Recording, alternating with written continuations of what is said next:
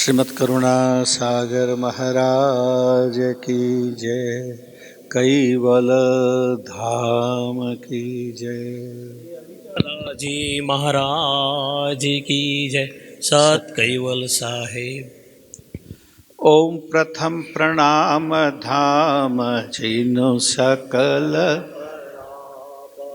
शरले जाके शक्त व्यक्त ब्रह्मांड सक दर जय जय कैवलनाथ सनातन सर्व कीर्तारन अखिला नंदय विनाश विलासी विविध विधारण लोक चतुर्दश द्वंद्व फंद फन करण सुधार विविध भात्य गुण ग्रंथ वृंद विधि अगणित इंड कटाक्ष पाक्ष वसुतम पद परम अलंग सलंग एक तास आश को जाने न हंस निवासन धाम धनी तुम पुरुष पुरातन नमो नमो निरावाण प्राणपति सचर सन प्रकृति बिनो धन्य पुरुष पलक में खलक उपासक अन्य धाम पति देव युगल शकतब देवन के देव सकल शिर हो तुम कैवल साक्षीवंत सुत सलंग प्रौढ़ पद पुरुष एक मल जय करुणामय कंथ अंत मध्य आद्य परा परहंस रूप स्तुति कुबेर निज ग्रंथ स्वर मंगलाचरण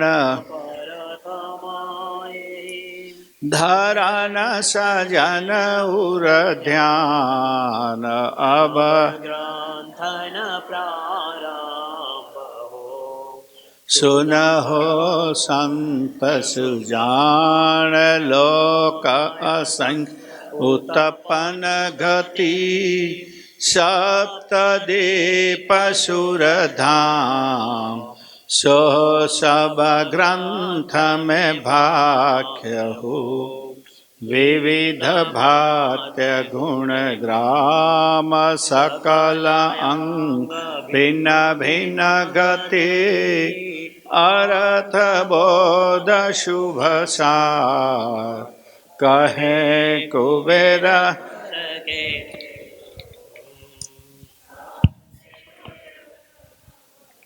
आद्य सकल स्वराज करुणेश कैवल करता की जय। श्री कृष्ण स्वामी महाराज की जय। परम गुरु श्रीमद करुणासागर महाराज की जय। द्वितीय कुबीराचार्य श्री नारायणदास जी महाराज की तृतीय कुबीराचार्य श्री बलदेवदास जी महाराज की चतुर्थ कुबीराचार्य श्री भगवानदास जी महाराज की पंचम कुबीराचार्य श्री प्रयागदास जी महाराज की षष्ठम कुबीराचार्य श्री शीतलदास जी महाराज की सप्तम कुबीराचार्य श्री अविचरदास जी महाराज की सर्व संतन की श्री सर्वदेवन की श्री ज्ञान संप्रदाय की श्री गुरुगादी सारसापुरी की कैवल धाम की कथा सत्संग प्रारंभ समय का सत कैवल साहेब। सत कैवल साहेब। सत कैवल साहेब। कैवलम छिदे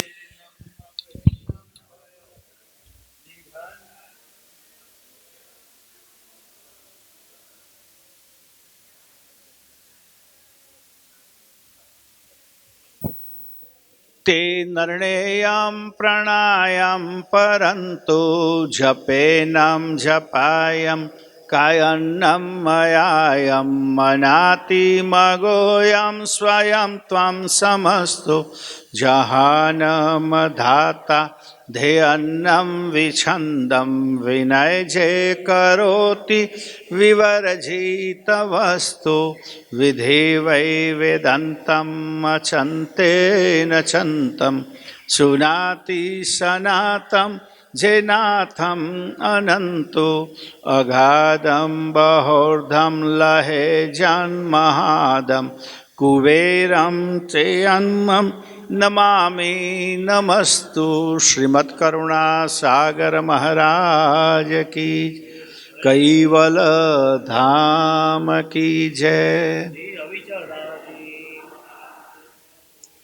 સતકેવલ સાહેબ, સતકેવલ સાહેબ. ગુરુગાદી સારસાપુરીના પટાંગણમાં પ્રયાગ સત્સંગ મંડપ હોલમાં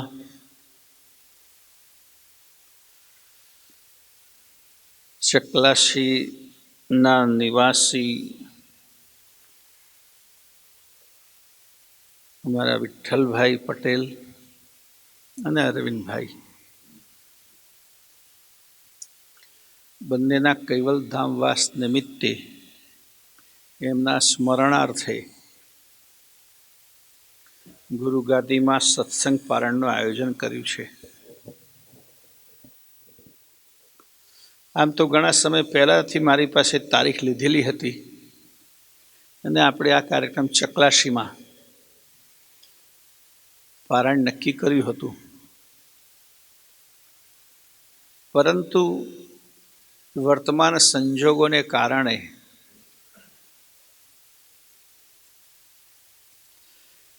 જે કોરોનાનો પ્રકોપ ચાલે છે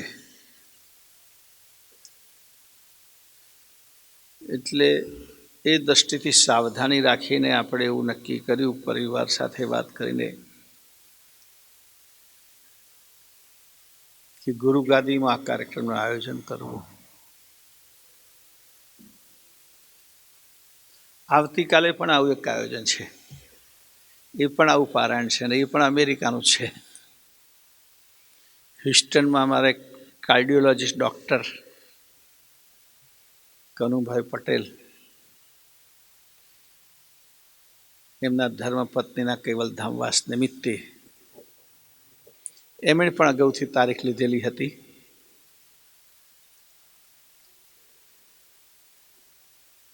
એમને પહેલી તારીખ આપી હતી, મહીબીજ પહેલાં એક દિવસ, અને એ પણ બધો સમગ્ર પરિવાર, બે ભાઈઓ, એમના માતા વગેરે બધા જ અહીંયા આવી ગયા છે.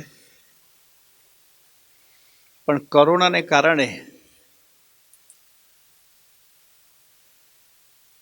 એમણે પણ અહીંયા જ ગુરુગાદીમાં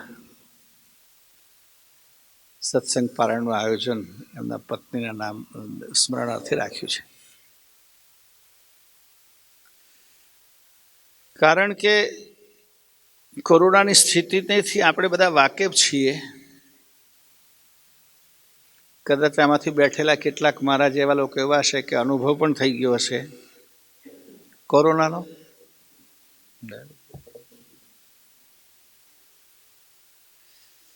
અને હજુ કોરોના ગયો નથી અને કેટલાક લોકો તો એમ જ કહે છે કે આની સાથે જ આપણે જીવવાનું છે.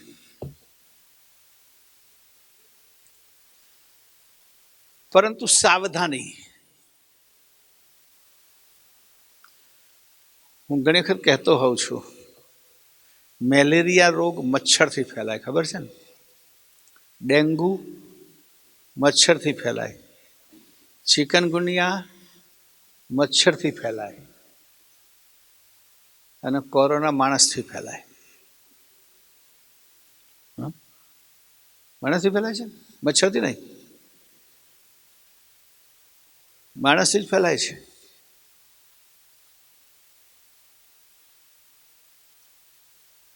એટલે આ રોગ કેટલો બધો આપણે એમ કહીએ કે મોટો કહેવાય કે મચ્છર કે ના ભાઈ, હું મચ્છરથી ના જાઉં, મારા કેરિયર તો માણસો જ હોવા જોઈએ.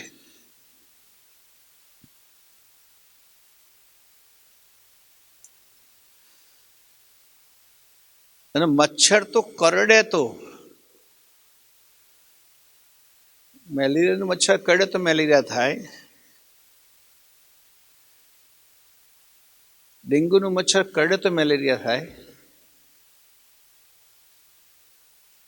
માણસ ખાલી અડે તો કોરોના થાય. અડવો જોઈએ.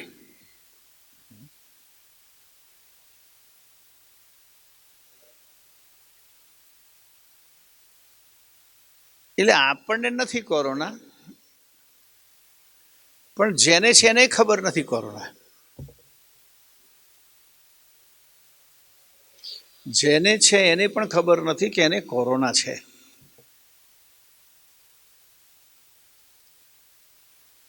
એટલે એ પણ આપે તો અજાણતામાં જ આપે, જાણીને કોઈ આપતું નથી.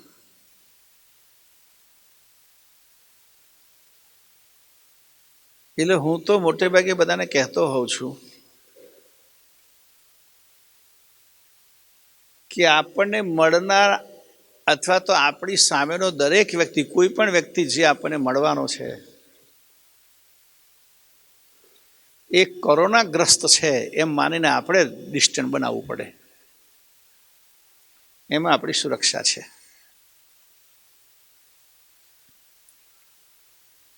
ગુરુગાદીમાં આયોજન થયું, આ અમે બધાને થોડી આ કાળમાં તો સલાહ આપતા હોઈએ છીએ ને બધાના માટે અનુકૂળ છે. આ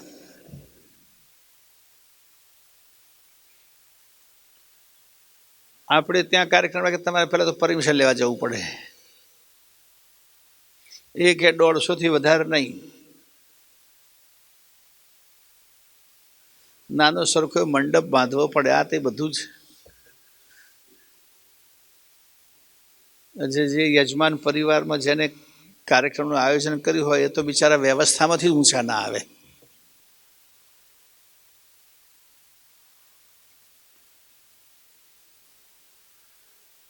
અહીંયા તમારે કશી માથાકૂટ નહીં, બધું અમે જ કરીએ. એટલે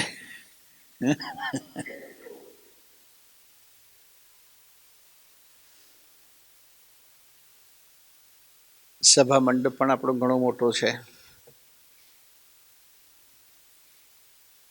સોશિયલ ડિસ્ટન્સ પણ આપણે સાચવી શકીએ.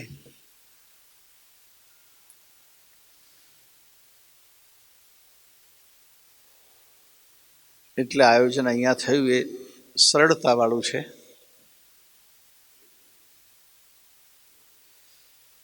અરવિંદભાઈ અને વિઠ્ઠલભાઈ અમારા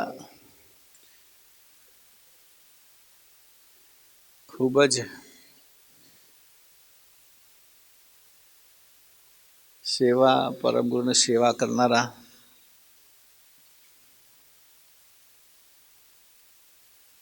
અને ભાઈએ તે દિવસ મને યાદ કરાયું ત્યારે કે અરવિંદભાઈ તે હતા ત્યારે વિઠ્ઠલભાઈ પણ એ વખતે હતા.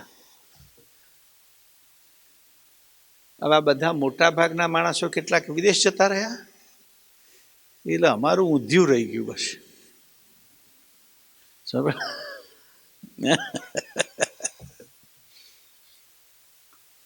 ખેતરનું ઊંધિયું રહી ગયું.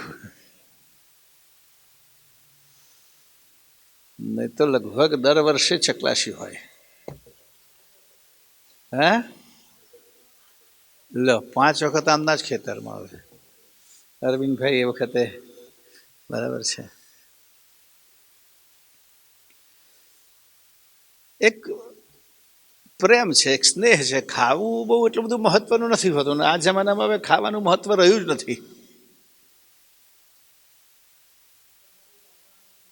ના, એટલે પ્રેમનું મહત્વ છે બધાનો, એક સ્નેહ, પ્રેમ, મજા કરે બધા ત્યાં ભેગા થઈને. ખાસા બધા લોકો ભેગા થાય, મજા આવે, આનંદ, સત્સંગ થાય.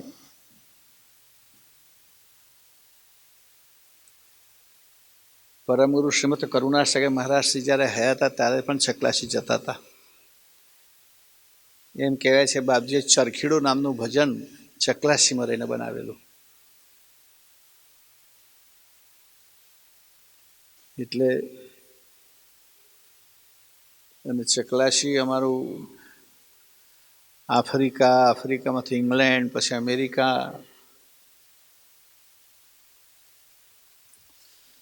અને અત્યારે ચકલાસીમાં બધા વિદેશમાં છે એના કારણે સરસ મંદિર, જે ભવ્ય મંદિર, ગુરુગાદીના જ્ઞાન સંપ્રદાયના ભવ્ય મંદિરોમાં મંદિર કહેવાય તો ચકલાસીનું. બધા મંદિરોમાંની ગણના થાય છે. સાફ સુફી, વ્યવસ્થા, સેવા. અમે ઘણા બધાને કહેતા હોઈએ છીએ કે ભાઈ તમારે મંદિરની વ્યવસ્થાને, મંદિર કોઈ નવું મંદિર બનતું હોય તો એમને આઈડિયા જોઈતો હોય તો અમે કહીએ કે તમે બાલકુર આવો તો ચકલાસી જજો. અને એ પ્રમાણે ઘણા બધા બહારના લોકો પણ ચકલાસી મંદિરના દર્શને આવતા હોય છે.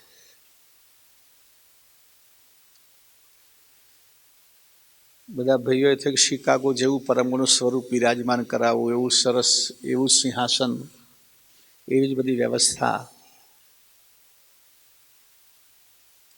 એટલે પ્રમાણે બહુ સુંદર સેવા બધા કરતા હોય છે, કરે છે. તો મેં કહ્યું તેમ વિઠ્ઠલભાઈ અને અરવિંદભાઈ આજે બંને ભાઈઓના નિમિત્તે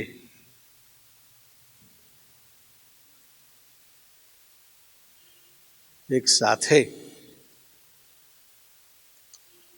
આ સત્સંગના પારાયણનું આયોજન અહીંયા થઈ રહ્યું છે, ને તે પણ ગુરુગાદીમાં.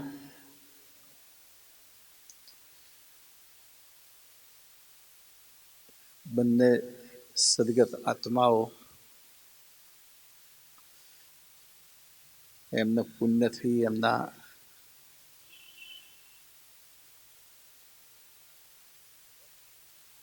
જેને આપણે કહીએ કે સત્કર્મના પરિપાક રૂપે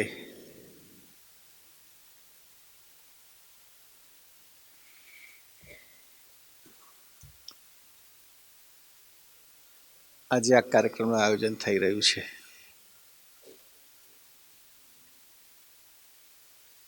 મનુષ્ય જીવનમાં જન્મ સાથે મૃત્યુ જોડાયેલું છે, સ્વાભાવિક છે.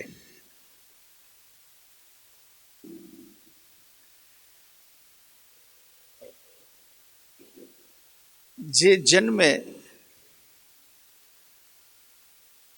મનુષ્ય એકલું નહીં, જીવ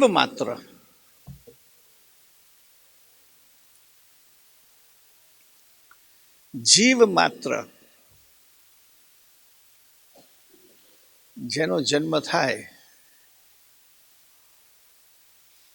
એને એક દિવસે જેમ દેહ ધારણ કરવો પડે એમ દેહ છોડવો પણ પડે.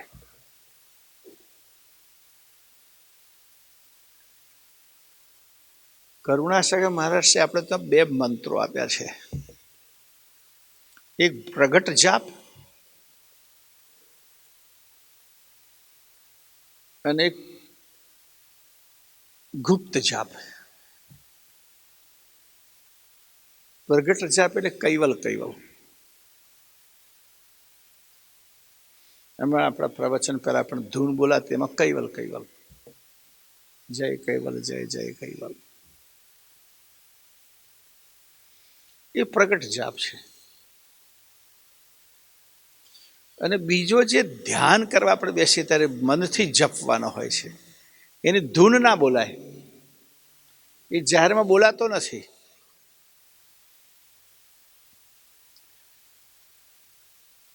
કારણ કે એ મંત્ર કઈ રીતે બોલવો છે, બોલવાનો છે, એની સાથે ટાઈમિંગ જોડેલું છે, ટાઈમિંગ, અનુશ્વાસ.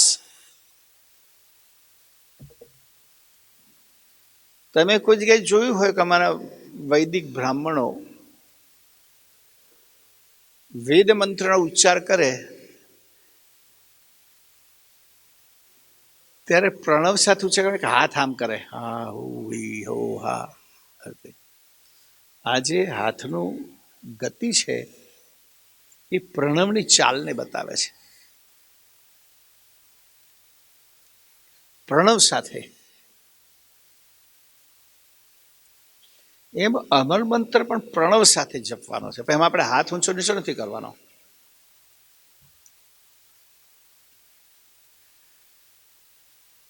એટલે આ એક જ મંત્ર એવો છે કે જેને જપવા માટે ટાઈમિંગ આપેલું છે, આટલા ટાઈમમાં એક મંત્ર પૂરો થવો જોઈએ.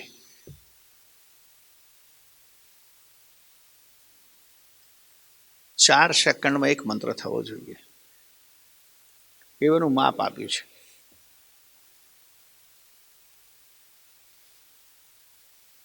એકસો ને 20 મંત્ર કરવા હોય તો 8 મિનિટ થાય.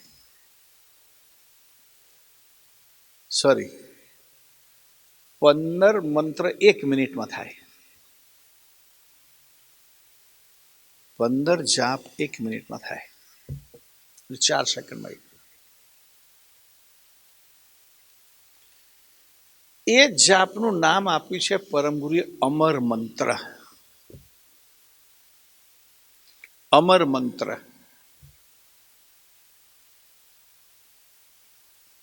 અમર મંત્રનો અર્થ, અમર શબ્દનો અર્થ આપણે બધા જાણીએ છીએ.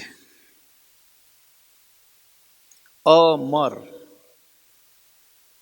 જે મરે નહીં તે અમર, જેનું મૃત્યુ ના થાય તે અમર.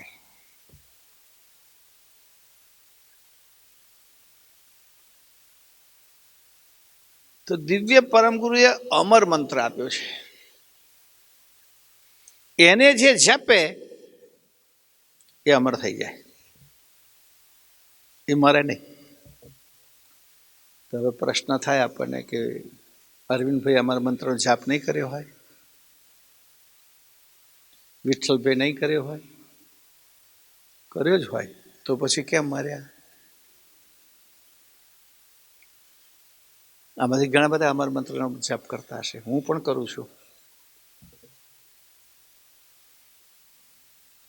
તો અમર મંત્ર જે જપ કરે એ મરે નહીં એવું ગુરુ મહારાજે કહ્યું છે. અને આપણે બધા અત્યાર સુધીમાં જેટલા જોયા એ બધા અમર મંત્ર જાપ કરતા હતા અને પાછા મર્યા પણ ખરા. તો આમાં એક વાત કરી છે પરમ ગુરુએ કે અમર મંત્ર જપવાથી એ જીવાત્મા, એ અંશ ને મોક્ષ મળે છે. અને મોક્ષ મળે એટલે ફરી એને જન્મવું નથી પડતું. અને જે ફરી જન્મતા નથી એ મરતા નથી. મતલબ કે આપણે અમર મંત્ર જપ કરીએ તો એટલા માટે મરવાના કે એક વાર જન્મી લીધા ને,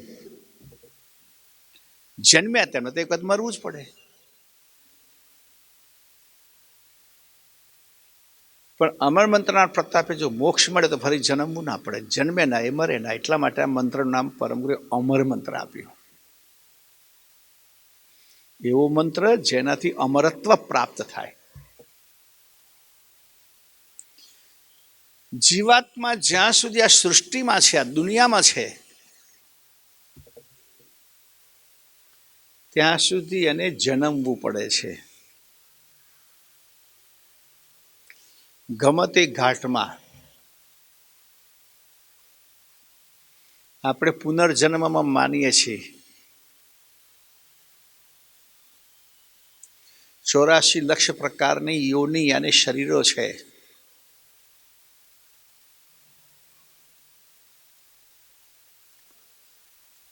ક્રમશઃ વારાફરતી આ જીવાત્માને પોતાના કર્માનુસાર અલગ અલગ દેહ ધારણ કરવો પડે છે.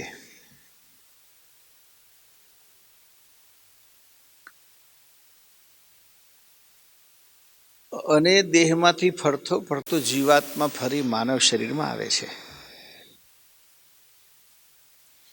એને આપણી સંસ્કૃતિ જીવ માત્રને કલ્યાણ કરવાનો અધિકાર આપ્યો છે. જીવ માત્રનો મોક્ષ થઈ શકે, પણ ક્યારે? જ્યારે માનવ દેહમાં આવે ત્યારે.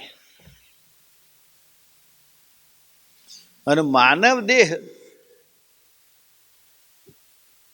એ મોક્ષ માટે છે.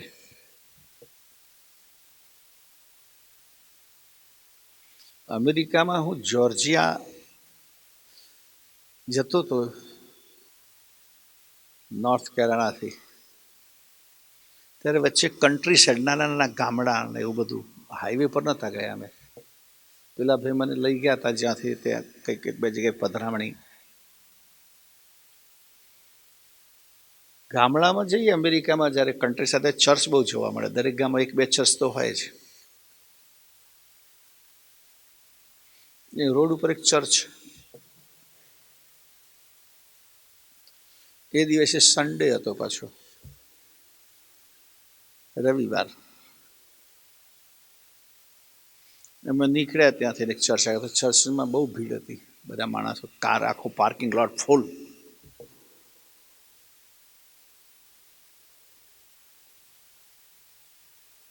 એના આકાર ઉપરથી ખબર પડે કે આ ચર્ચ છે.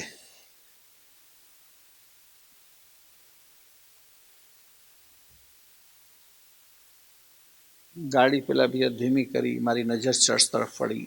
મેં જોયું બધા લોકો. ત્યારે ચર્ચના દરવાજા પર એક સેન્ટન્સ લખેલું મેં વાંચ્યું. એ વાંચેલું પેલા ભાઈને મેં કહ્યું, ભાઈ જરા ઊભો રહે, હવે કાર ઊભી રાખો આપણી.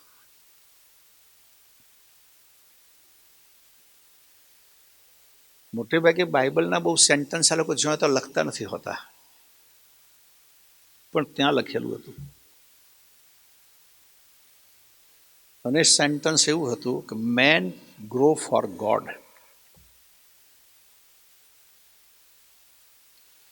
Main go for God, grow for God.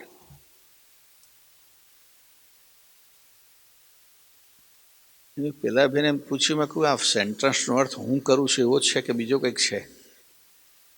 Grow એટલે ઉગવું, પેદા થવું. મનુષ્ય ભગવાન માટે જ પેદા થયો છે અને ભગવાનને મેળવવા માટે પેદા થયો છે. આ બાઇબલ પણ આવું કહે છે. પૂછ્યું મેં એક ભાઈને કે આ સેન્ટન્સ કે બાઇબલનું છે. ક્રિશ્ચનો મૂળ ધર્મ તો બાઇબલ ને, મૂળ કે એક જ ગ્રંથ છે. ક્રિશ્ચન માટે કે મુસ્લિમ માટે, દરેક માટે એક એક જ ગ્રંથ છે. મુસ્લિમ માટે માત્ર કુરાન જ છે.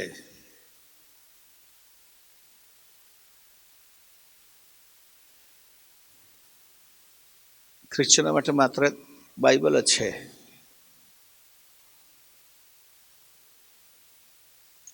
આપણે માટે પણ એમ કહેવાય છે કે વેદો અખિલો ધર્મ મૂલમ. આપણા માટે વેદ છે. બીજા બધા ગ્રંથો લગભગ ઇતિહાસ કે પુરાણ છે. પણ આપણી કમનસીબી છે કે આપણે વેદ ભૂલી ગયા અને બીજું બધું યાદ રહ્યું.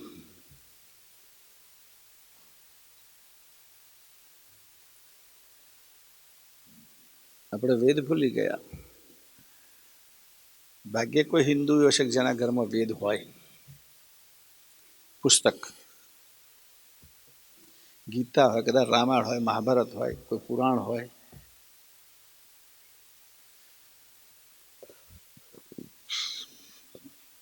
અને અમારા કથાકારો પણ કથા કરે, પણ વેદની ના કરે. એટલે આપણો પણ મુખ્ય તો ગ્રંથ વેદ છે જ. દિવ્ય પરમગુરુ શ્રીમદ કરુણાસાગર મહારાજે 5 વેદની વાત કરી છે. એટલે બાપજીના સ્વરૂપ એમ રાખ્યું છે ને, એમાં ખાસ પંચમ સસમ વેદ બાપજીના હાથમાં છે.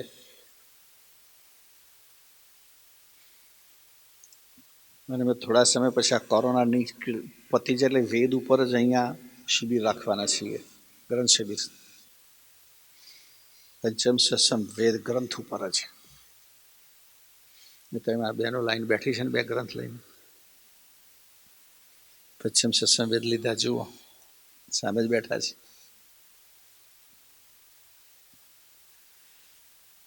અત્યારે 5મી આવૃત્તિ આપણે છાપી છે નહીં, પણ આ વખતે આપણે જોર આપ્યું છે કે દરેક વ્યક્તિ પોતાના ઘરમાં પંચમ સસમ વેદ રાખે છે. અને સન્માનપૂર્વક. કોઈ મુસ્લિમ પરિવાર એવો ના હોય કે જેના ઘરમાં કુરાન ના હોય.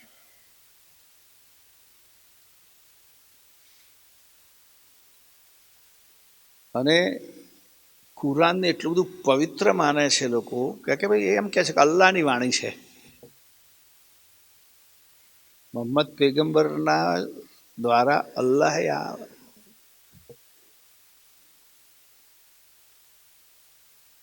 ખેર છે નહીં એનો વિવાદ આપણે નથી કરતા, દરેકની પોતપોતાની માન્યતા છે. તો એ કોઈ અપવિત્ર જગ્યાએ ના મુકાય.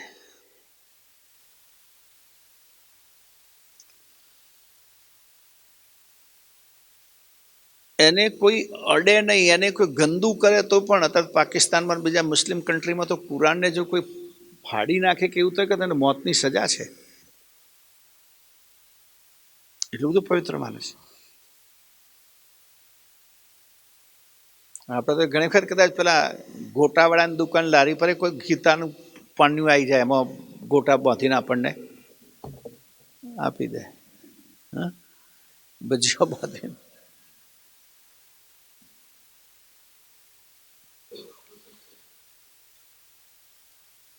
એટલે આપણે આ વખતે પંચમ સત્સંગવેદ આપીએ છીએ, એમાં ઘોડી રહેલ સ્ટેન્ડ, બુક સ્ટેન્ડ, જેના પર મૂકીને આપણે અભ્યાસ કરી શકીએ. સરસ ગ્રંથને બાંધવા માટે આવું પવિત્ર વસ્ત્ર હોવું જોઈએ. એની અંદર સ્પેશિયલ ગ્રંથ બંધાવવો જોઈએ.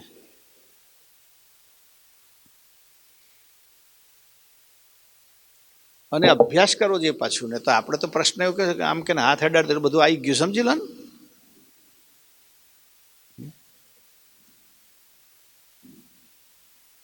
જ્ઞાનને બલાવે સરખું સમજે છે આપણે લોકો. કોકને બલાવ ઉતારવે શું કરે, ઉપર વારીને પછી નાખી આવે. મીઠાથી વારે કે પાણી લોટાથી વારે, હા, બધી બલા એમાંથી નીકળીને જતી ગઈ. એવું આ ગ્રંથમાં જ્ઞાન પડ્યું છે, ભરેલું છે.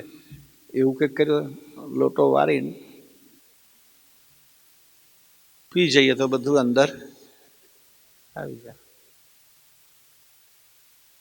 પણ એવું નથી, એનો અભ્યાસ કરવો પડે.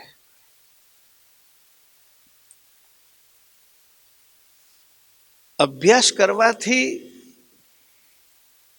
આપણે કોઈ પણ વસ્તુની મહત્તા સમજાય,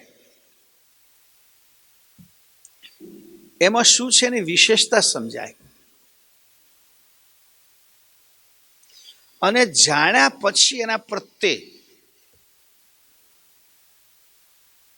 આપણા મનમાં કંઈક ભાવ જાગે. ખરાબ વસ્તુ હોય, જાણી હોય તો ખરાબ ભાવ જાગે, અરે આ તો ખોટું છે. સારું હોય તો સારું ભાવ જાગે. ગ્રંથનો અભ્યાસ કે તમે સારું છે, આપણને ભાવ જાગે.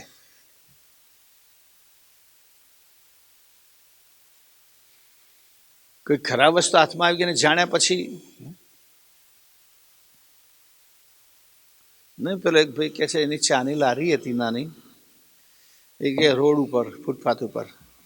તો 2-4-5 જણા રોજ ઓફિસમાં જાય, ત્યાં જઈને ત્યાં બેસીને ચા પીને જ જાય. રોજ એની જ ચા પીવે પાછી, એવી ટેવ કે આની જ ચા. અમુક લોકોને અમુક લારીની ચા ભાવે, ઘરની તો ના ફાવે મોટે ભાગે.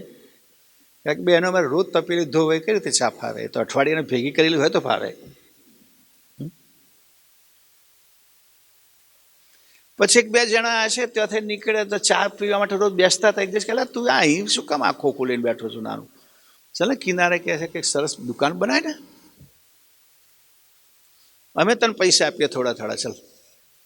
પેલો કે ના, કે છે અહીંયા જ બનાવવી પડે મારે, અહીંથી જ ચા, પછી આવી ટેસ્ટી ના બને. જગ્યા બદલાય ટેસ્ટી ના બને. હા, કે છે આનો જે ટેસ્ટ આવે છે, જગ્યાનું મહત્વ છે. એવું શું છે આ જગ્યામાં? ત્યાં કે જે લારીમાં ગો ને નીચે ઢાંકણ છે ગટરનું, એનું હું એમાંથી જ પાણી કાઢીને બનાવું છું, અને એનો ટેસ્ટ જુદો આવે. એટલે જાણ્યા પછી પેલાને કહેવાય જે પીવાઈ ગઈ કાઢવી કેમ?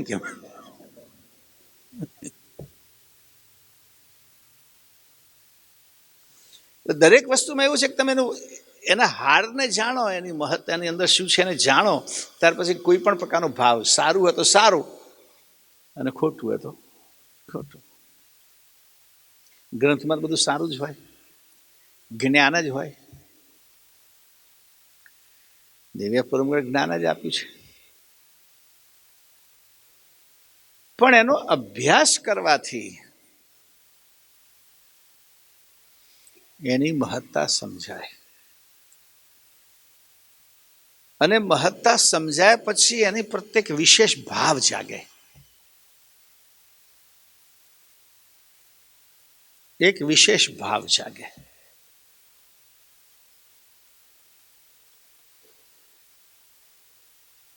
એટલે મેં આ વખતે આ ગ્રંથ માટે વિશેષ બધા જૂના લોકો પહેલાં, અને અત્યારે પરિસ્થિતિ શું છે આપણી કે ધીમે ધીમે શું આખી લાઈફસ્ટાઈલ ચેન્જ થાય છે. અત્યારે તો બહુ ફાસ્ટ, અને એ લાઈફસ્ટાઈલ જે ચેન્જ થાય છે એમાં શ્રમનું મહત્વ ઘટે છે, મહેનતનું મહત્વ ઘટે છે. આજની લાઈફસ્ટાઈલ જેમાં મહેનતનું મહત્વ ઘટે છે, મહેનત કર્યા વગર મળે એટલું સારું. પહેલાં લોકો એવું હતા કે ભાઈ જેટલી મહેનત કરીએ ને એટલું ભગવાન ફળ આપે એટલે બહુ થઈ ગયું બસ. પછી થોડો કોમર્સનો વિકાસ થયો, મહેનત કરીને કરતાં ડબલ મળે તો જ ખરું. અને પછી કોમર્સ એટલું બધું વધી ગયું કે વગર મહેનતે મળે ના જવું કે નહીં.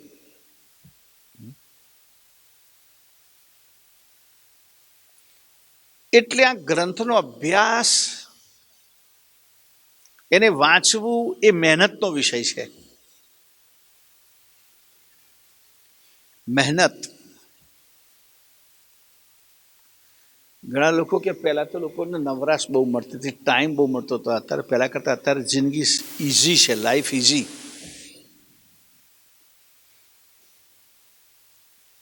સહેલી જિંદગી.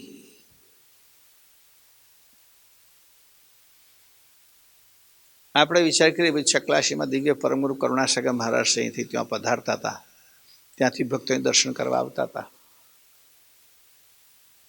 શમ આવતા હતા? હોર્સ પાવર વાળી ગાડી નહોતી, બુલ પાવર વાળી ગાડી હતી. સમજ પડે છે? ગાડા.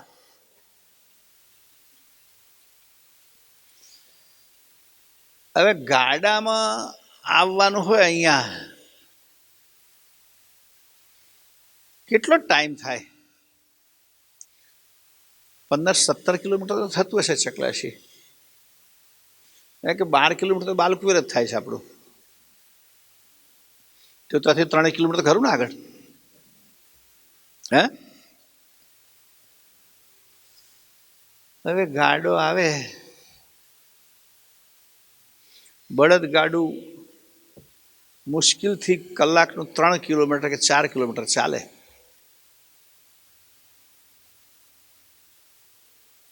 એમાં પાછી આજે આપણું શરીર એટલું બધું આરામવાળું થઈ ગયું. ગાડીઓમાં, કારોમાં એટલી કમ્ફર્ટેબલ સીટ હોય તો આપણને તકલીફ પડે, ગાડામાં શું દશા થાય? હે? બાપ રે બાપ. અચ્છા, પહેલા એવા રસ્તા હતા, આજે તો એકદમ સ્મૂધ રસ્તા છે. એટલા બધા નહીં પણ તો એક પ્રમાણમાં સારા છે.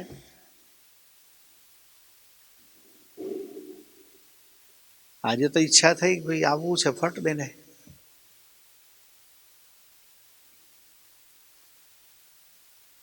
ઇઝી લાઈફ થઈ ગઈ.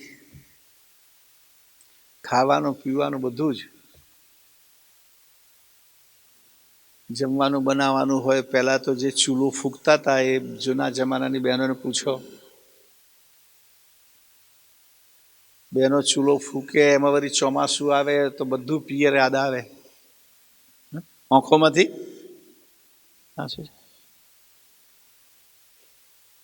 તો ગેસ આવી ગયો, ફટ દઈને ચાલુ થઈ ગયું, કુકર આવી ગયું. એટલે આની બધી સગવડાઈ તો રવિવારની રાહ જોઈએ પાછા આપણે. શું કરવા? એક દાડો તો બહાર જમવું પડે ને, એક દાડો બહાર ખાવું પડે ને. એ સરળ લાઈફ. પણ આગળ કહ્યું તેમ લાઈફ સ્ટાઈલ આપણી શ્રમ વગર નહીં. શરીરને તકલીફ ના પડવી જોઈએ.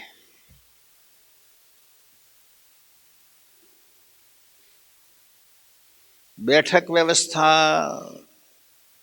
બધામાં એ કમ્ફર્ટેબલ, આ એક શબ્દ એટલું બધું આપણા મગજમાં પેસી બધું કમ્ફર્ટ જોઈએ. બેસવાનું કમ્ફર્ટ, જે કંઈ બધું જ કમ્ફર્ટ. છતાં મનને પાછું એમાં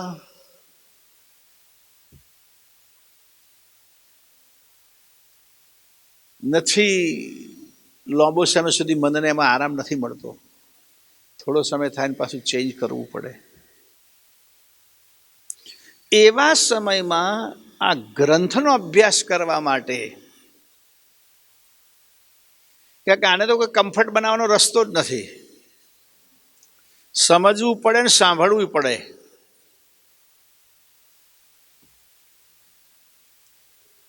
પણ આપણે ગ્રંથ શિબિરો દ્વારા બને તેટલું કમ્ફર્ટ બનાવવા માટે પ્રયત્ન કરીએ છીએ. સરળ પડે, ઇઝી પડે, એનો પુરુષાર્થ કરતા હોઈએ છીએ.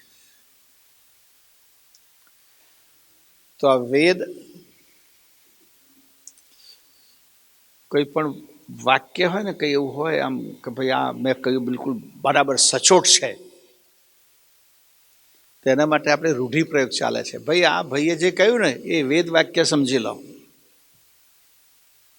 વેદ વાક્ય એટલે એ વાક્ય એવું છે કે જે હંમેશા સત્ય છે અને ફરી ના શકે. સત્યનો મતલબ જ એવો છે જે શાશ્વત, પરિવર્તન જ ના થાય, એમાં ચેન્જનો કોઈ ચાન્સ નહીં. એને વેદ વાક્ય કહેવાય. એ સનાતન સત્ય છે. તો વેદોનું જ્ઞાન સનાતન સત્ય છે. અને આપણે તો કોઈ આપણા ગ્રંથોમાં જ્યારે વેદની વાત કરીએ ત્યારે એવું નથી લખ્યું હા વેદમાં કે વેદને જો ના માને એને મારી નાખવો. કુરાનમાં છે એવું. કુરાનવાળા એવું કે ભાઈ એ બધો શબ્દ જ આપી દીધો. આપણે માનવા કે કોઈ વેદને ન માને ને બહુ તો આપણે શું કે અવૈદિક. જો વેદને ન માને ને અવૈદિક શબ્દ આપ્યો છે આપણે ત્યાં, કે વેદને નથી માનતો, અવૈદિક.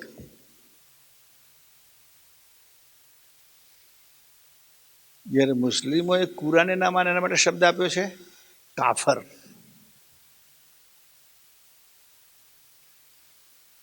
અને કાફર મનુષ્ય જ નહીં એમ.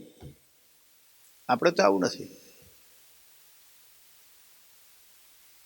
આપણે તો જે જ્ઞાન આમાંથી લે એનું કલ્યાણ, ના લે એ જાણે. આપણા ધર્મગ્રંથોમાં આવી વાત છે. તો અમરત્વની વાત ચાલતી હતી આપણી કે આ જ્ઞાન દ્વારા જીવાત્મા પરમ પદને પ્રાપ્ત કરે છે. હવે કોઈ જ્ઞાન દ્વારા માણસ પરમ પદને કઈ રીતે પ્રાપ્ત કરી શકે?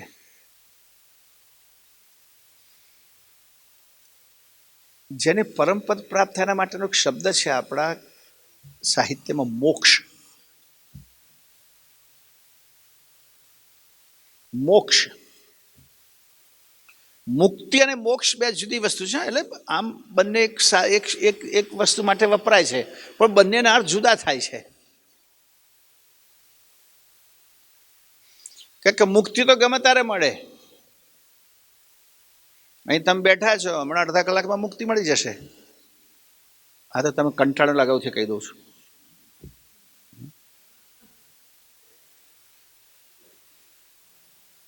છુટકારો, મુક્તિ એટલે છુટકારો તો કેટલી જગ્યાએ, કેવી પ્રકારના છુટકારાના ઘણા પ્રકાર છે. અમારે વડોદરામાં એક પરિવારને ત્યાં દીકરો પરણાવ્યો, દીકરાનું લગ્ન થયું.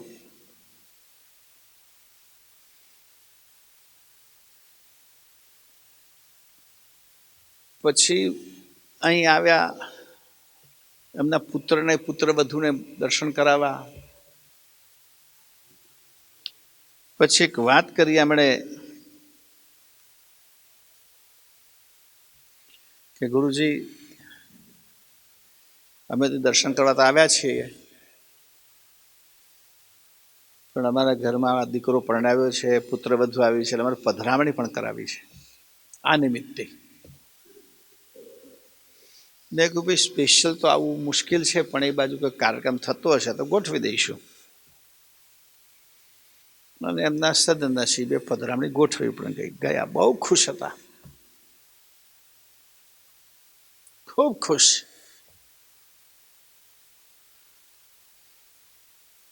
ત્રણેક વર્ષ પછી ફરી આવ્યા, મને કે પધરામણી કરાવી છે.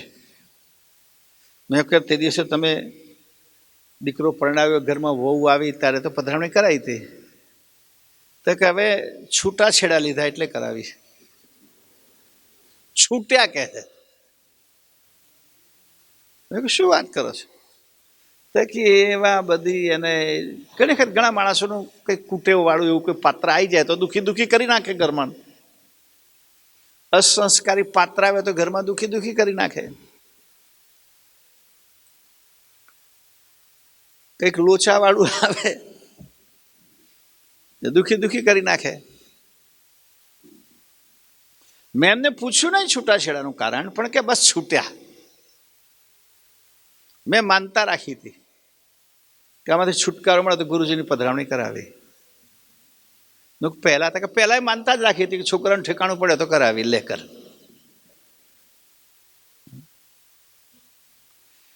એટલે બંધાયા તારે પણ પધરામણી કે છુટકારો થયો, મુક્તિ મળી ગયા છે.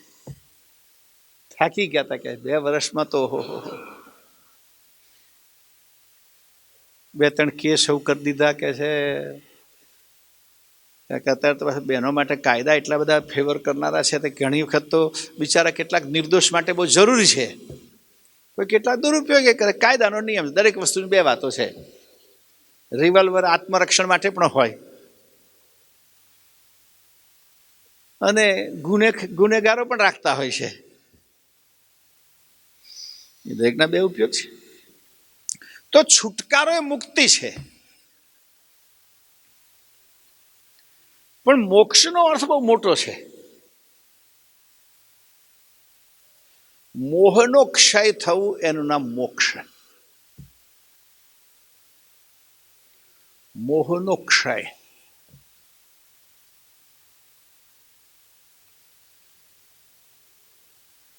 બંધન ક્યાં હોય? જ્યાં મોહ હોય ત્યાં આકર્ષણ.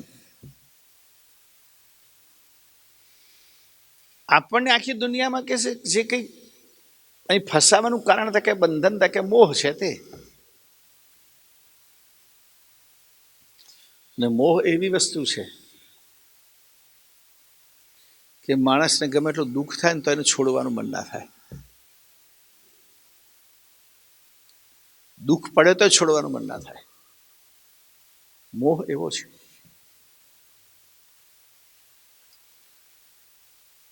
એટલે મોહનો ક્ષય એનો મોક્ષ. આપણને શરીરનો મોહ છે, પરિવારનો મોહ છે, સંપત્તિનો મોહ છે, સત્તાનો મોહ છે. મોહ અનેક પ્રકારના હોય ને.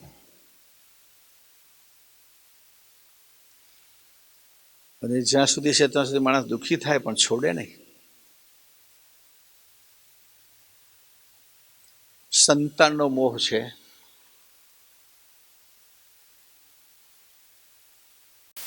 સંતાનનો મોહ મોટે ભાગે સંતાનો અને મા બાપનો મોહ બહુ ઓછો હોય, પણ મા બાપને તો સંતાનનો મોહ હોય જ. કે મા બાપને સંતાનો મોહ એટલા માટે છે કે એને જન્મથી મોટા કરીને ઉછેરીને બધી રીતે એમનું લાલન પાલન કર્યું છે. એટલે મોહ ક્યારે છૂટે નહીં. જેને પોતાની ગોદમાં લઈને રમાડ્યા છે, જમાડ્યા છે, એટલે સ્વાભાવિક છે એ મોહ છૂટે નહીં. પણ સંતાનોનો મોહ છૂટે, સંતાનોનો મોહ છૂટે કેમ થાય કે વળી એના કરતાં કે બીજું બેટર દેખાય તો પાછું છૂટી ગયું. એક ગામની અંદર, તો જૂના સમયની વાત,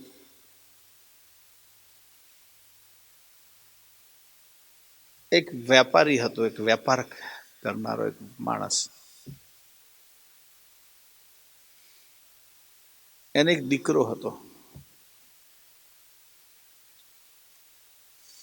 દીકરો મોટો થયો, ધંધો સંભાળે એવો થયો, અને આ થોડા શરીરે શિથિલ થયા. દીકરાને ધંધો સોંપી દીધો કે તું કર ભાઈ. દીકરો કરતો હતો, પણ રોજ સાંજે આવીને બધું પૂછાપૂછ કરે. હા, પેલું ઘેર આવે ને એટલે કેટલું વેચ્યું, શું ભાવે વેચ્યું, કેટલો નફો રહ્યો, કોને આપ્યું, ઉધાર કોને આપ્યું, એના પૈસા આવ્યા કે નહીં, રોજ. કે મોટે ભાગે પછી મા બાપને કેવું હોય છે, છોકરાના ઘેર છોકરા થાય ને તો હજી છોકરાને તો છોકરા જ માને.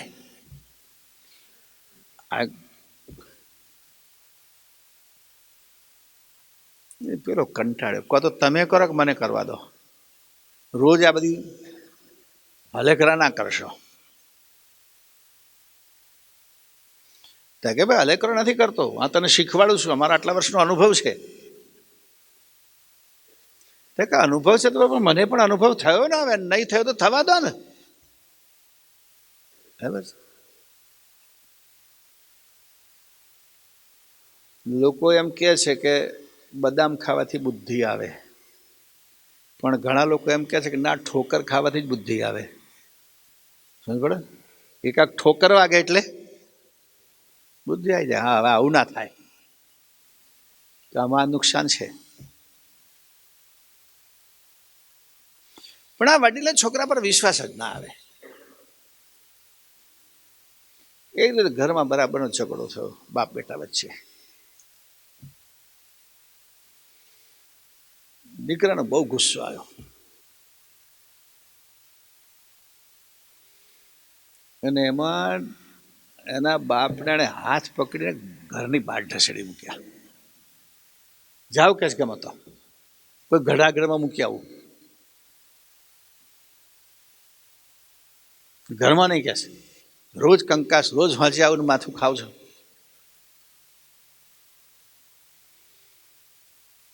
ખેંચી નાખે બહાર. જો કે દીકરે આવું ના કરવું જોઈએ. કે આપણે તો કહેવત છે, પશુ, બાળક, વૃદ્ધ અને બીમાર,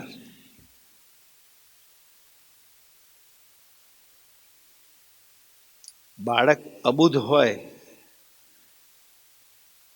એના પર ગુસ્સે ન થવાય.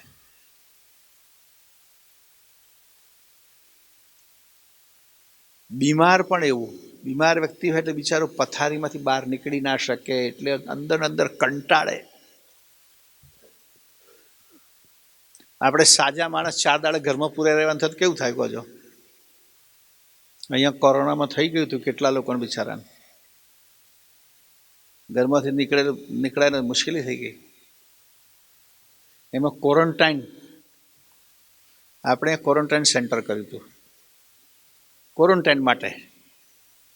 કે ઘરમાં એ વખતે તો જરા બહુ પ્રકોપ હતો શરૂમાં, અને ઘરમાં એકાક નાનું ઘર હોય એમાં એક જણે ક્વોરન્ટાઇન કર્યો હોય, એના બિચારાને એક રૂમમાં જ પૂરી મૂકવાનો. ઘરનો પાછો વ્યવહાર કરે, નીચેથી ડીશ મૂકી દે, લઈ લેજો, ખાઈ લેજો.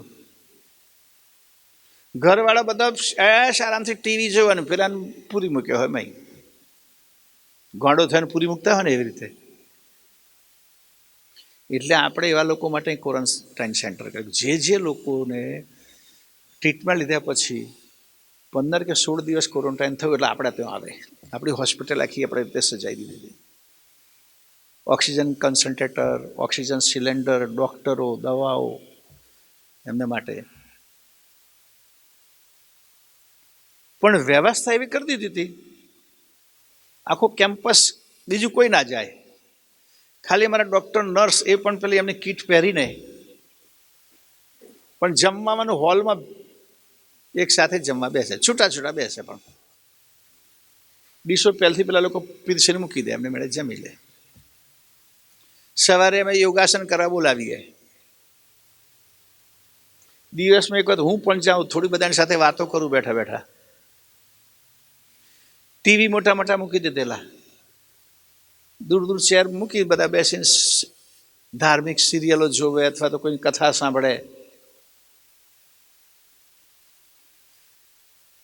એવા કેટલાક દર્દી નીકળ્યા કે એમના 16 દાડા પૂરા થઈ ગયા ને તો કે 4-5 દાડા રહેવા દો ને કે છે.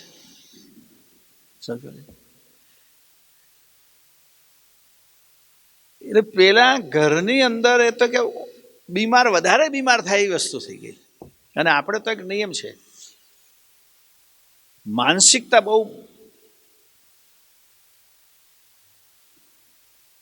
બીમાર માણસને સાજો કરવો હોય તો હંમેશા આપણે એને પોઝિટિવિટી જ આપવી પડે. આપણા સમાજમાં આ બહુ મોટી કમી છે. કોઈને હાર્ટ એટેક આવ્યો જોવા ગયા અને પૂછે કયો એટેક આવ્યો, તો બીજો તો કે એક રહ્યો. હવે તારો ભલો થાય તારો.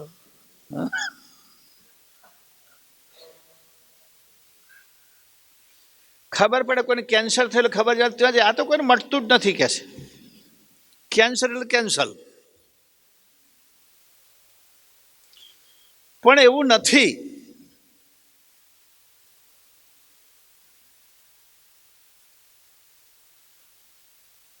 મેં કેટલાય દર્દી એવા કેન્સરવાળા અહીં આવ્યા હોય ને પછી એમને કીમો લેવાનો થાય, સર્જરી કહેવાય ગમે તે, પછી કહેવાય એને કીમો લેવાનો. કીમો લે માણસ, એમાં અર્ધમૂવો થઈ જાય. એની પાછળનું કારણ મેં એવા 2-4 લોકોને સલાહ આપી કે તમારે કીમો હોય ત્યારે શું કરવું. એ ખાસ કીમો લે એટલે માણસનો જીભનો સ્વાદ જતો રહે, એને ખાવાનું ગમે જ નહીં, માથાના વાળે જતા રહે. ગમે તો સારું ખાવાનું તમે આપો એને તો એને ભાવે જ નહીં. હવે જ્યારે કીમોનો પ્રશ્ન હોય ત્યારે એના શરીરમાં એને વધારે એનર્જી જોઈએ. આ બાજુ ખાવાનું ખાઈ ના શકે, પેલી બાજુ એટલી બધી દવાઓ જાય એના શરીરમાં, એટલે એને વીકનેસ વધારે આવી જાય, નબળાશ વધારે આવી જાય. એટલે મેં 2-5 લોકોને સલાહ આપીને લોકો કીમોમાં સક્સેસ થઈ ગયા, સરસ રીતે સારા થઈ ગયા. 1-2 જણે તો વાળે ના ગયા. ઘરનાને કહ્યું, મેં કહ્યું તમારે એક જ ધ્યાન આપવાનું અને ખવડાવવાનું. પેલા કહે છે પણ ખાતા જ નથી ને. બરાબર છે, એમને ભાવતું નથી, ના ખાય, પણ દર 2 કલાક એમને કંઈક ને કંઈક નવું નવું બનાવીને ખાવાનું આપવાનું. 2 ચમચી ખાશે પછી કે મને નથી ભાવતું, 2 કલાક બીજું આપો, બીજી 2 ચમચી ખાશે કે મને નથી ભાવતું. બધું રીચ ફૂડ જ આપવાનું. દાડામાં તમે 7-8 વખત ખાવાનું આપશો એટલે પૂરતે પૂરું એનો જે કોટા છે એટલું તેના પેટમાં જતું રહેશે, અને જેટલી કેલરી જોઈએ એટલી કેલરી તેને મળી જશે. એટલે ભૂખના કારણે જે વીકનેસ આવે છે એ વીકનેસ, અને પછી પાછા આપણે બોલીએ, પાછા એક તો ભૂખ્યા રહ્યા હોય, કશું ખાતા ના હોય, જોવાને કેવા થઈ ગયા, આવડું મોડું થઈ ગયું. પણ થઈ જાય ને, ખાવાનું ના મળે થઈ જાય. અને સાથે વાત મટ જ છે, એવા દાખલા ઘણાય છે, લઈ આવવાના, એ જ વાત કરવાની, મટી જાય. આપણે ત્યાં કેવા દાખલા લઈને ફરે. જો પેલાને થયું હતું ને, બચ્યા જસલોકમાં ગઈ ગયા હતા તો જમલોકમાં જતા રહ્યા સીધા ડાયરેક્ટ. એટલે આવી નકારાત્મક વાત. હવે અહીંયા દાદાને પેલા છોકરા તો ખેંચીને બહાર કાઢી નાખ્યા. જાઓ કે જો ફાવે તો જાઓ, તમારી મેળે હોધી લો ઘરડાગર કે છે, હું પૈસા મોકલી દઈશ. હા, ઘરમાં ના જોઈએ. ડોસા બહાર બેઠા બેઠા રડે છે, શું કરે? તે ગામમાં મંદિર હતું, એમાં બે સંત રહેતા હતા. એ સંત તહત નીકળ્યા, જોયું તો મરઘા દાદા બેઠા બેઠા રડે છે. પૂછ્યું, દાદા શું થયું? કેમ તમારે રડવું પડે? તમારે શું કમી છે? એક જ છોકરો છે, ધંધો સારો છે. બસ કહે છે, ભાઈ આવું થયું છે, છોકરાએ મારું અપમાન કર્યું, મને ઘરમાંથી કાઢી મૂક્યો. બસ હવે તો ભગવાન જલ્દી મોત આપે તો.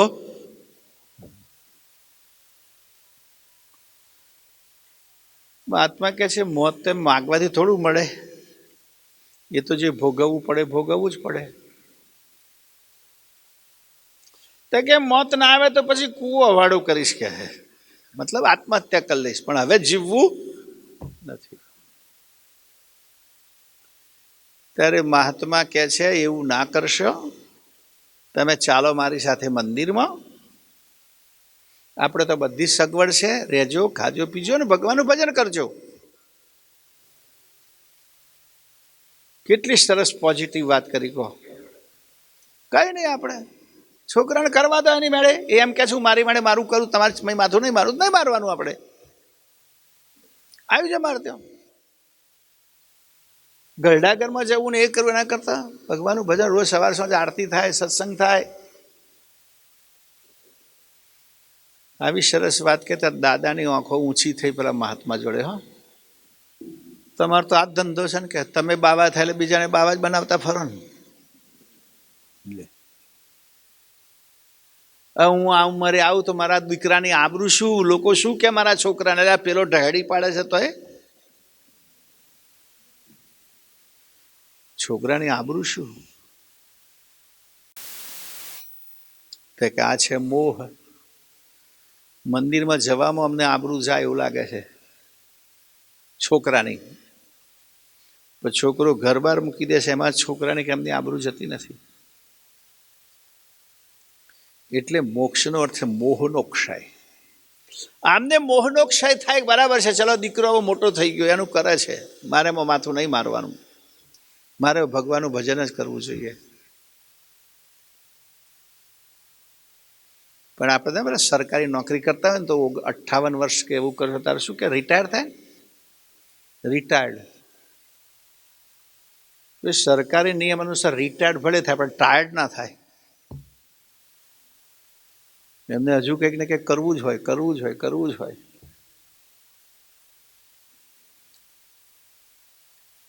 પરિણામ સ્વરૂપે માણસને દુઃખી થવું પડે. જનક રાજાની વાત તમે સાંભળી હશે. જો કે જનક તો પહેલા આપણે તો કેવું હતું, પરંપરાગત નામ ચાલતું હતું. કે જે જનક સીતાના પિતા હતા, સીતાના બાપનું નામ પણ જનક ને, પણ જે અષ્ટાવક્ર સાથે જે જનકનું ચરિત્ર લખ્યું છે એના બંનેમાં ડિફરન્સ છે, બહુ ફરક છે. જનક વિદેહી પર પછી અટક થઈ ગઈ, એટલે વિદેહી વિદેહી વિદેહી, એટલે એના પરથી સીતાનું બીજું નામ વૈદેહી પડ્યું. સીતાનું બીજું નામ વૈદેહી. વિદેહી રાજાની પુત્રી માટે વૈદેહી, એવું થઈ ગયું. પણ જે અષ્ટાવક્ર સાથે જેમનો સંબંધ હતો, જે કે રામાયણની અંદર જનકરાજનું પાત્ર આવે છે, તો એમાં ક્યાંય અષ્ટાવક્ર નથી આવતા.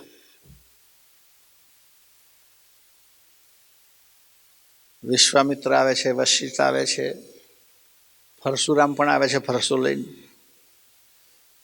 પણ આખા જીવન સુધી ક્યાંય અષ્ટાવક્ર નથી આવતા. કે જનકે ગુરુ કર્યા હતા અષ્ટાવક્રને. એ અષ્ટાવક્રે જનકને વિદેહી બનાવ્યો. વિદેહી એટલે દેહ હોવા છતાં પણ જેને દેહનો મોહ નથી, તે શરીર હોવા છતાં પણ જેને શરીરનો મોહ નથી, તે રાજા હોવા છતાં જેને રાજ્યનો મોહ નથી, તે એવું જ્ઞાન જનક રાજાને અષ્ટાવક્ર મુનિએ કર્યું. અષ્ટાવક્ર એનું નામ એમના શરીર ઉપરથી પડેલું. અષ્ટ એટલે 8. અષ્ટાંગ પ્રણામ કરી છે ને, સાષ્ટાંગ, સ અષ્ટાંગ, 8 અંગ સાથે પ્રણામ કરવાનું સાષ્ટાંગ દંડવત કે સાષ્ટાંગ પ્રણામ કહેવાય.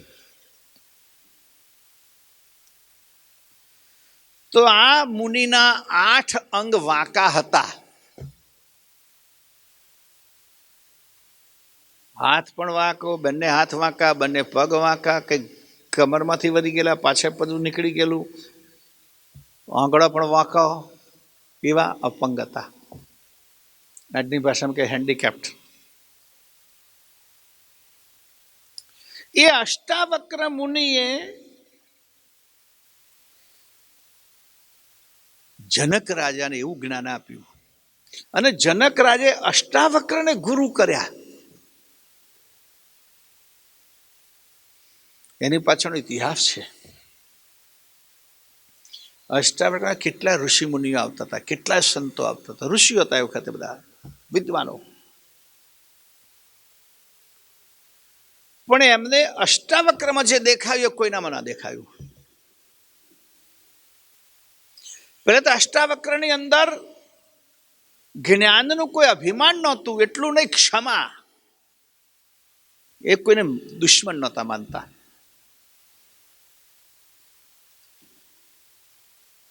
પહેલા જ્ઞાનનું અભિમાન અને જ્ઞાનની જે વાતો એવી હતી કે પેલા જ્ઞાની લોકો હોય, કોણ સર્વશ્રેષ્ઠ જ્ઞાની છે, એના માટે શાસ્ત્રાર્થ થતો હતો. શાસ્ત્રાર્થ, વાદ વિવાદ. આ ગ્રંથમાં આ લખ્યું છે, એનો અર્થ થાય, પેલો કે આનો અર્થ થાય, પેલો કે આનો અર્થ થાય, એના પર વાદ વિવાદ. એ વાદ વિવાદમાં જે જીતે એ શ્રેષ્ઠ ગણાય. પણ હારે એનું શું? તો હારે એ જે જીતે એને આધીન થાય, એનો દાસ બને. આવી કન્ડિશન રહેતી હતી. અને પોતાનો દાસ બને એટલે જે કે કરવું પડે પેલાને, એને ઘરની ચાકરી કરવી પડે. એટલે મોટે ભાગે તો પંડિતો કેવું કરતા હતા કે દાસ ના બનાવે, કાંઈક પાછો અભ્યાસ કરીને કાં તો મારી હમે થાય તો, એટલે એને ફાંસીએ ચડાવી દેવડાવે અને મૃત્યુદંડ આપી દો. તો જનક રાજાના દરબારમાં જ અષ્ટાવક્રના પિતા એક પંડિત સાથે શાસ્ત્રાર્થ થયો, અને એના પિતા હાર્યા. અને હાર્યા એટલે જીતનાર પંડિતે કહ્યું કે હવે અમને ફાંસીએ ચડાવી દો, મૃત્યુદંડ આપી દીધો.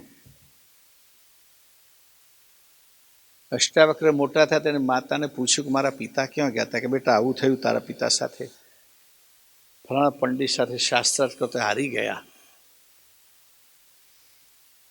અને શાસ્ત્રના નિયમ પ્રમાણે જે હારે એ જીતનારનો દાસ થાય, અને જીતનાર જે કે એ પેલાને કરવું પડે. અષ્ટાવક્ર કહે છે મારે હવે આ પરંપરા બદલવી પડે. એટલા બધા વિદ્વાન બન્યા, ને એમણે જનક રાજાના દરબારમાં જઈને જે એના પિતા સાથે જેમણે શાસ્ત્રાર્થ કરીને એના પિતાને મૃત્યુદંડ આપ્યો હતો, એની સામે શાસ્ત્રાર્થ કર્યો.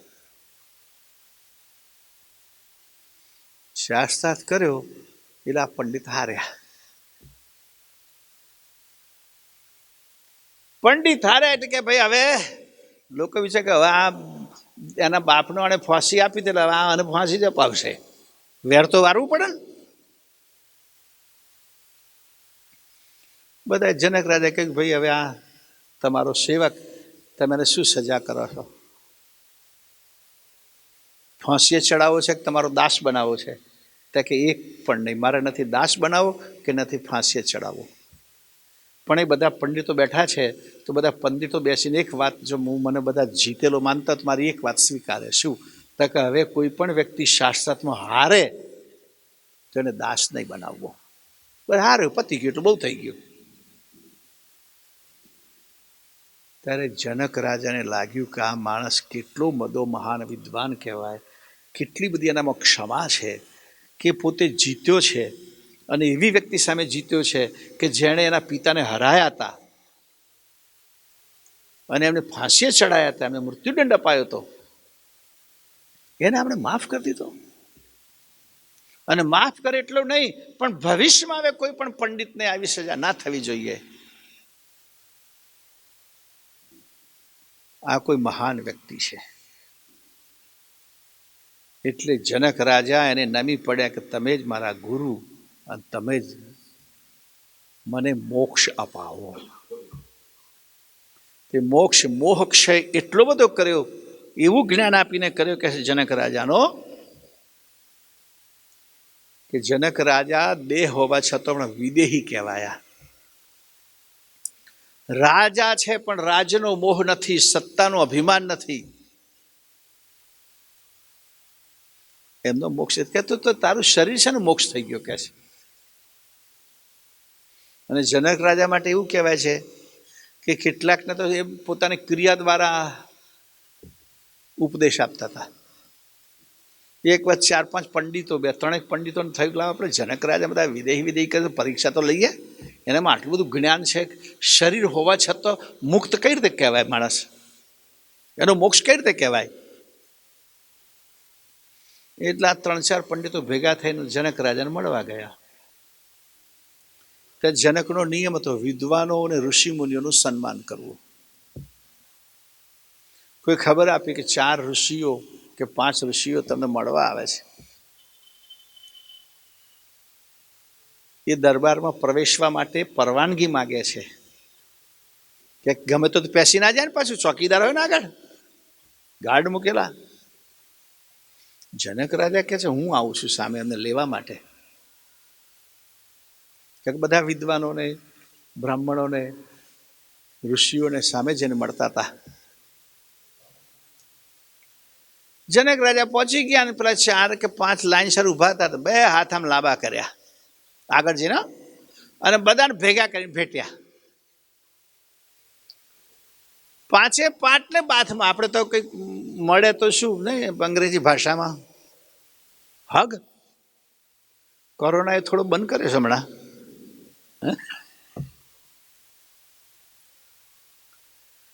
4 કે 5 બધાને એક સાથે હગ કર્યો. પછી એક અલગ બધાને મળ્યા.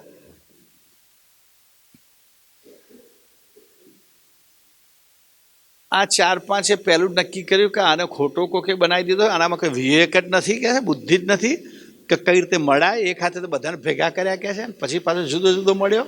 ત્યાં જુદા જુદા મળવામાં શું વાંધો, ત્યાં ભેગું અવિવેક શું કામ કરે? આવું તો કોઈ મળતું હશે કોઈ? ચલણ કે છે આયા છે તો.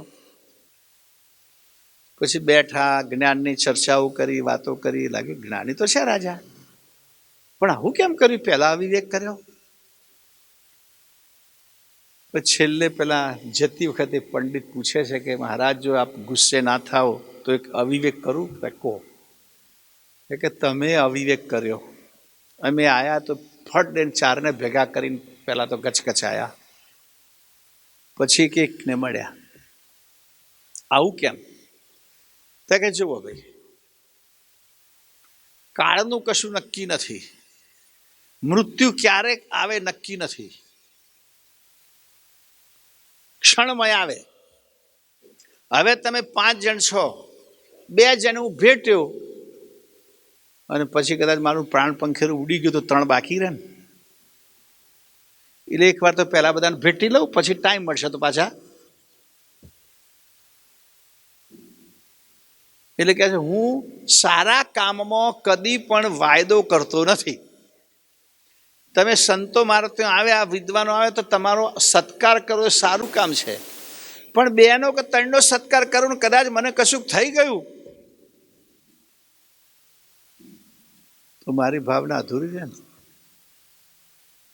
એટલે સત્કર્મમાં હું કોઈ પણ જાતનો વાયદો નથી કરતો. વિદ્વાનો કે ભાઈ તમે કરીને અમને ઉપદેશ આપ્યો, ક્રિયા આચરણ કરીને ઉપદેશ આપે. તો મોક્ષની જે વાત કરું છું કે મોહ ક્ષય, તો જનક રાજાનો મોહ ક્ષય થયો, જેને કહેવાય કે આપણે ત્યાં વિદેહી શબ્દ એમના માટે વપરાયો, અને એ શબ્દ એમની દીકરી સીતા સુધી આવ્યો છે. જુઓ, વિદેહીની પુત્રી માટે વૈદેહી. ને પછી બધી અટકો કેટલીક છે ને પરંપરાગત ચાલી આવે ને, અટકો પરંપરાગત ચાલી આવે.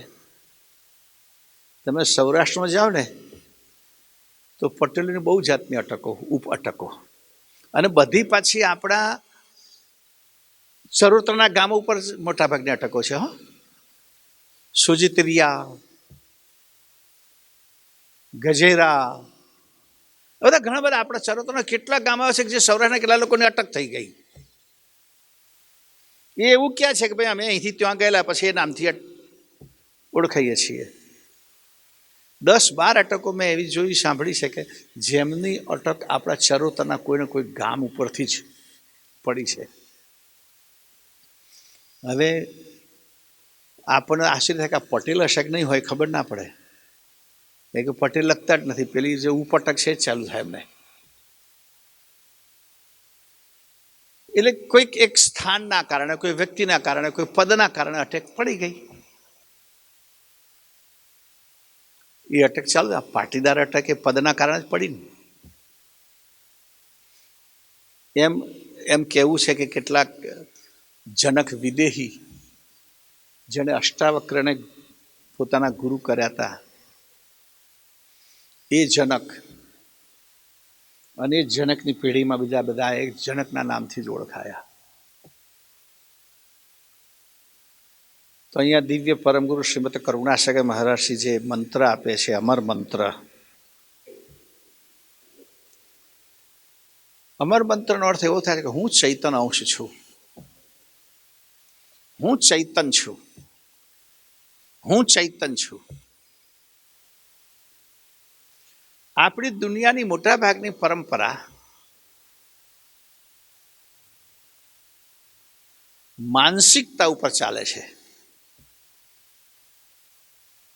માનસિકતા, કેટલીક વાતો પણ માનસિકતાથી, મનોબળથી ચાલે છે, મનોવિજ્ઞાનથી ચાલે છે. માણસ જેવો વિચાર કરે એવો બની જાય, પણ સતત દ્રઢ વિચાર કરવો પડે મનમાં.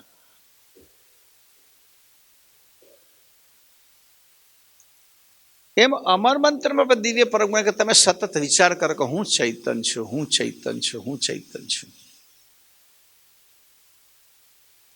હું શરીર નથી, શરીર તો નાશ પામવાનું છે. હું ચૈતન જે અજર અમર છું, એટલે આ શરીર છોડ્યા પછી કતો બીજું શરીર ધારણ કરું છું, એવો હું ચૈતન છું. અને મોક્ષ કોનો કરવાનો? તો કે ચૈતનનો જ. શરીરનો મોક્ષ તો આપણી પાછળ વાળા કરી દેતા હોય છે. હિન્દુ હોય તો અગ્નિ સંસ્કાર દ્વારા કરશે, હિન્દુ ઇતર હશે તો કે હિન્દુ ઇતર બધા, ક્રિશ્ચિયન, મુસ્લિમ, યહૂદી,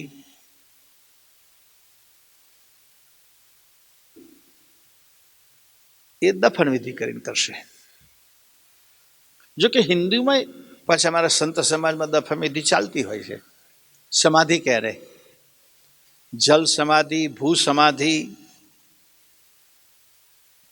એટલે શરીરનો નિકાલ તો થઈ જાય, પેલો અહીંથી ઉપડી જતો રહે ચૈતન આત્મા. એટલે શરીરની ચિંતા આપણે બધાને કરવાની, પછી એને કરવાની રહેતી નથી. પછી ચિંતા આપણે કરવાની હોય છે. તો મોક્ષ કે હું ચૈતન છું તેનો જ, એને જ પુનરપી જનનમ પુનરપી મરણમ લાગુ પડે છે. ફરી જન્મવું, ફરી મરવું એ લાગુ પડે છે ચૈતન્યને, શરીરને નહીં. શરીર તો જ્યાં જઈએ ત્યાં નવું જ મળે છે આપણને એકદમ, અને નવું એટલે બધી રીતે નવું. બે હાથવાળું 2 હાથવાળું મળે તોય નવું, અને કહો 4 પગવાળું મળે તોય નવું. કે ક્યાં જ પશુ જીવાતમાં ક્યાં જાય ખબર નહીં. પાંખવાળું એ મળે, પગવાળું મળે, પૂંછવાળું એ મળે, નખવાળું એ મળે. શરીર તો નવું જ મળવાનું છે. શરીરમાં જ મીરાએ કહ્યું છે ને, હંસલો નાનો ને દેવળ જૂનું રે થયું. આ જૂનું થાય, પેલો તો એવો ને એવો જ રહે છે. એને ફરવાનો છે, એને ભટકવાનો છે. એનામાંથી 84 લક્ષીઓની થાય છે. એટલે એના મોક્ષ માટે પણ ક્યારે કે પહેલો તો ખબર પડે કે હું ચૈતન છું. આપણે તો એક હિતોપદેશની વાર્તા આવતી હતી. હિતોપદેશમાં કેટલી ઉપદેશક વાર્તાઓ જે આપણે નાના હતા ને ત્યારે ભણવા મળતી હતી. જેમ દાખલા તરીકે તમને કહું કે શિયાળ અને ગધેડાની વાત,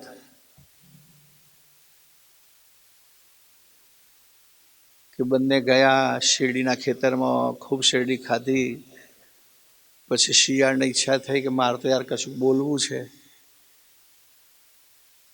એટલે બોલવા માંડીને પછી શિયાળ તો નીચે થઈ નીકળી ગયું, પેલો તો અંત ઝડપી ગયો. પછી સસલાની વાત આવે, સિંહને કૂવામાં એનું પ્રતિબિંબ બતાવે. આવી નાની નાની વાર્તાઓ પહેલાં બહુ આવતી હતી. એમાં એક વાર્તા એવી આવતી હતી કે એક જંગલમાં બકરો ઘેટો ચારનાર એક ભરવાડ હતો. જંગલમાં ઘેટા બકરા ચારતો હતો.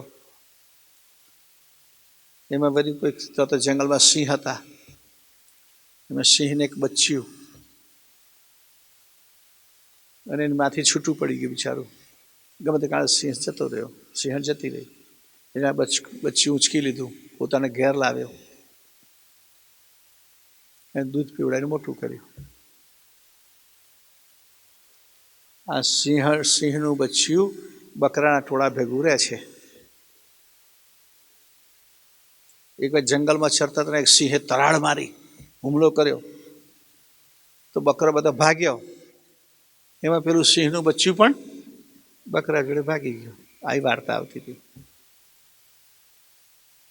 સિંહ વિચાર કે બકરો તો ભાગ્યું છે તો અમારામાંનું જ છે, એ કેમ ભાગ્યું?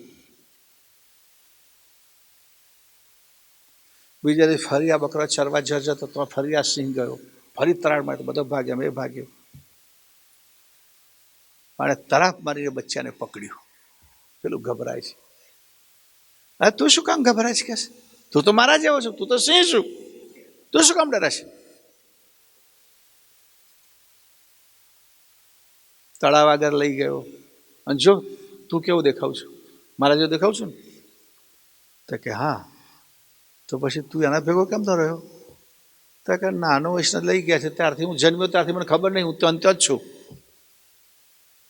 તો સિંહે એને ઓળખાય કે તું સિંહ છું, તારે ગભરાવા ના હોય, તું બકરાના ટોળામાં ના હોય. તો સિંહે ઓળખાણ પાડી.